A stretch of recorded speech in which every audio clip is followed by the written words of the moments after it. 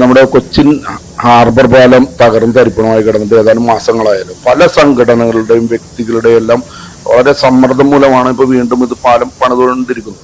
അതായത് ഒരാഴ്ചത്തേക്ക് അടച്ചിട്ടിരിക്കുകയാണ്. നിങ്ങൾ ഇതൊന്ന് ഈ പ്രതലം നോക്കി, ഇത് കോൺക്രീറ്റ് പ്രതലമാണ്. അതായത് ടാറ് മാറ്റിയിട്ടുള്ള അതിൻ്റെ യഥാർത്ഥ ബേസാണ്.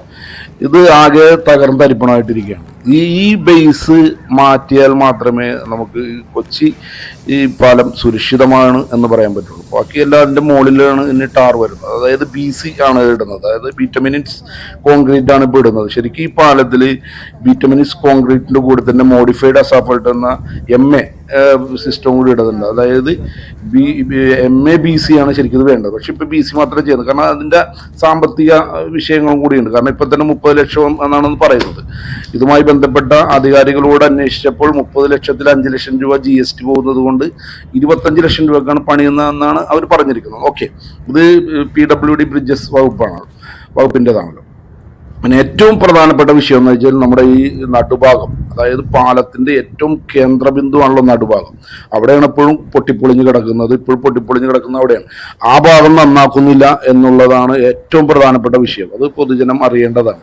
കാരണം അതെന്താണെന്ന് ഇതിൻ്റെ അധികാരികളോട്, അതായത് PWD ബ്രിഡ്ജസ് AEയോട് തന്നെ നേരിട്ട് ചോദിച്ചപ്പോൾ അവർ പറയുന്നത് ഇത് എത്ര പണിതിട്ടും അത് പെട്ടെന്ന് തകർന്നു പോകണമെന്നാണ്. അത് ശരിയാണ്, അതിൻ്റെ സാങ്കേതിക വശം വെച്ച് നോക്കുമ്പോൾ ശരിയാണ്. കാരണം ഈ പലകയുടെ മുകളിൽ ഈ ഇരുമ്പ് തകിടിട്ടിട്ട് ആ ഇരുമ്പ് തകിടിന്റെ മുകളിലാണ് കോൺക്രീറ്റ് ഇട്ടേക്കണം. അതുകൊണ്ടാണ് തകർന്നു പോണത്. അപ്പൊ ഇവർ ചെയ്യാൻ പോണത് എന്താണെന്ന് വെച്ചാൽ ഇതിന്റെ ഒരു പീസ് എടുത്തിട്ട് KHRA എന്ന് പറയുന്ന ഇതിന്റെ കേരള ഹൈവേ റോഡ് അതോറിറ്റിക്ക് ഇതിന്റെ പീസ് പരീക്ഷണത്തിന് കൊടുത്തിട്ട് എന്താണെന്ന് നോക്കുക. കാരണം മരം താഴെയുള്ള മരവും കൂടി നോക്കിയിട്ട് ഇനി അവർക്ക് ടെസ്റ്റ് കഴിഞ്ഞിട്ട് കിട്ടിയില്ല എന്നുണ്ടെങ്കിൽ ഇത് മദ്രാസ് IITക്ക് കൊടുത്തിട്ട് അതിന്റെ റിസൾട്ട് വന്നതിന് ശേഷം എന്ത് ചെയ്യണമെന്ന് തീരുമാനിച്ചതിന് ശേഷമേ ഇവർ ചെയ്യുള്ളൂ എന്ന് പറഞ്ഞു. അപ്പൊ അതായത് ഇനിയും നമുക്ക് ഈ നടുഭാഗം ക്ലിയർ ആവൂല എന്നുള്ളത് തന്നെയാണ്. അതായത് റോഡിന്റെ 2 വശവും ഇവർ പണിയും, ഈ നടുഭാഗം വിട്ടിട്ടായിരിക്കും പണിയുന്നത് എന്നതുകൂടി പൊതുജനം അറിയേണ്ടതുണ്ട്. ഇത്